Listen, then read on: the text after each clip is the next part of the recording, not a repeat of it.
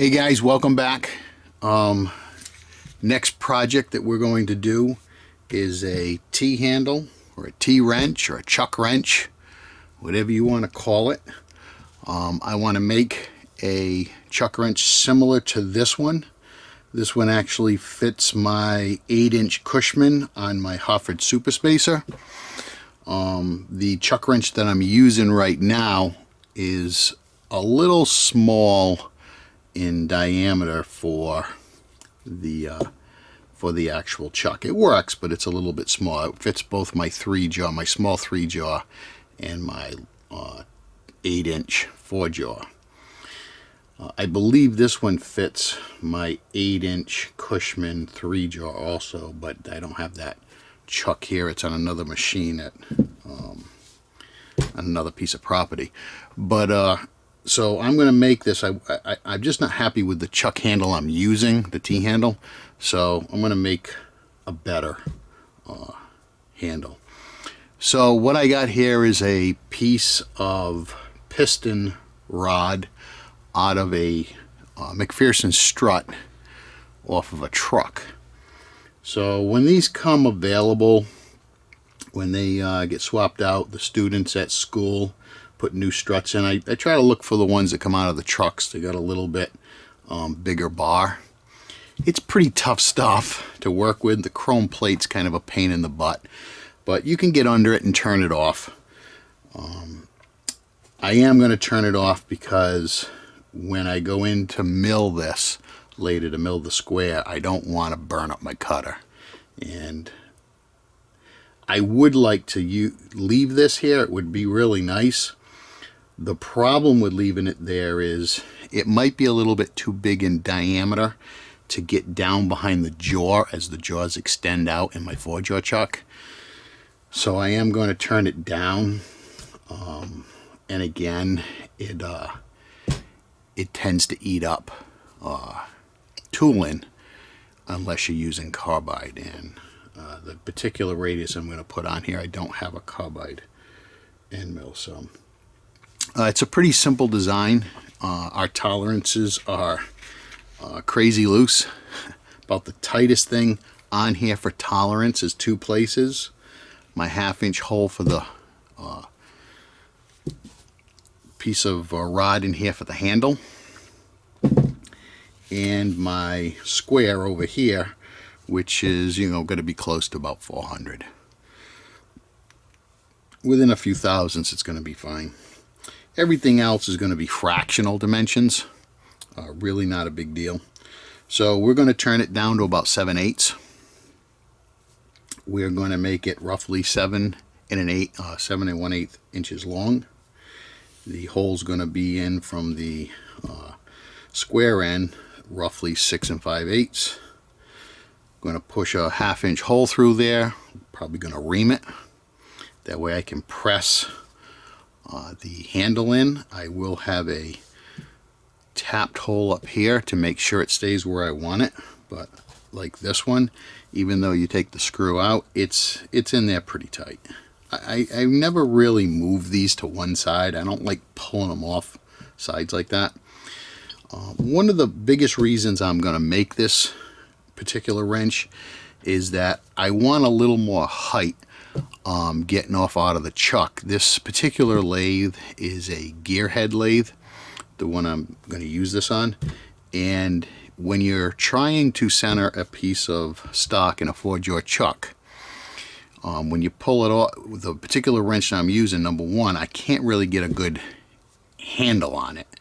And number two, it's kind of in the way. Sorry about that, the boiler came on. But it's kind of in the way next to the headstock, where it's just uncomfortable. And like I said, this little thing right here, you can get 2 fingers on it, and you really can't get any grip on it to control, releasing the chuck a little bit and tweaking the chuck a little tighter. It's also going to fit the cam locks much better than this. This came with the lathe, and I've just been using it ever since. It works, but I'm going to make something a little bit nicer. Okay, and like I said, it's all fractional dimensions, so it's not a big deal. The handle's going to be made out of just a piece of whatever I have, 1/2-inch rod. I do have some drill rod. I got some 1018. I got a whole bunch of other stuff.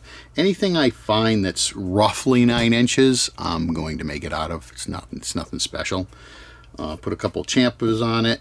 In the dead center, I'll mill a 3/8 slot and about 50 thousandths deep. That way the screw can go inside it. It's going to be a 5/16 18 thread, and this is going to be about 7/8 long when I'm done. And I'm making it a little bit longer than what it needs to be, only because as this starts to wear, I'll be able to just throw it, push the handle out, throw it in the lathe, and turn it off, and it'll be fresh again. So it'll give me quite a bit of life. Probably I'll never use all that life, but the next person will appreciate it, right? All right, so next time I see you, we'll be over at the lathe, and we'll be cutting this up to length, getting rid of the threaded end, and start making some chips. Okay.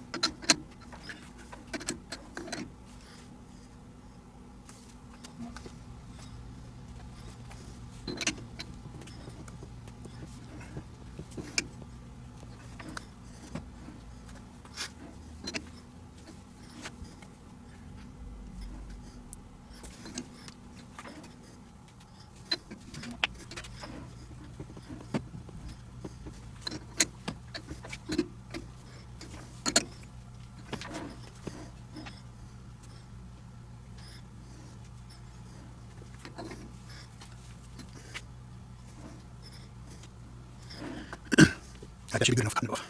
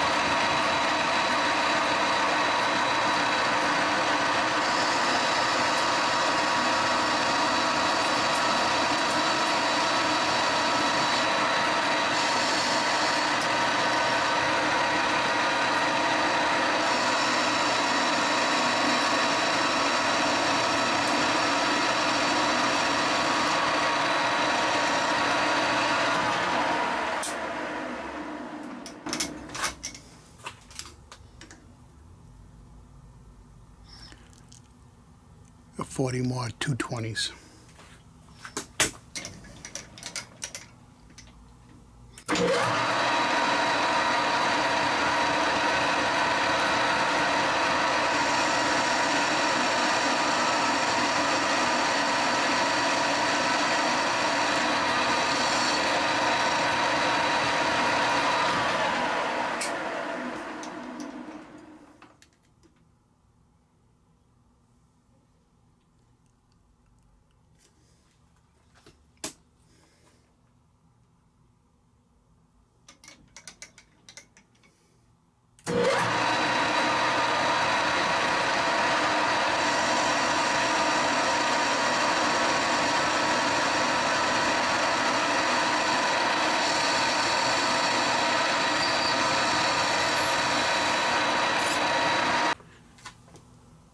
I'm going to take 20 thousandths off of this OD, a little more than an inch back, just so when my end mill comes in here, it doesn't run into that chrome.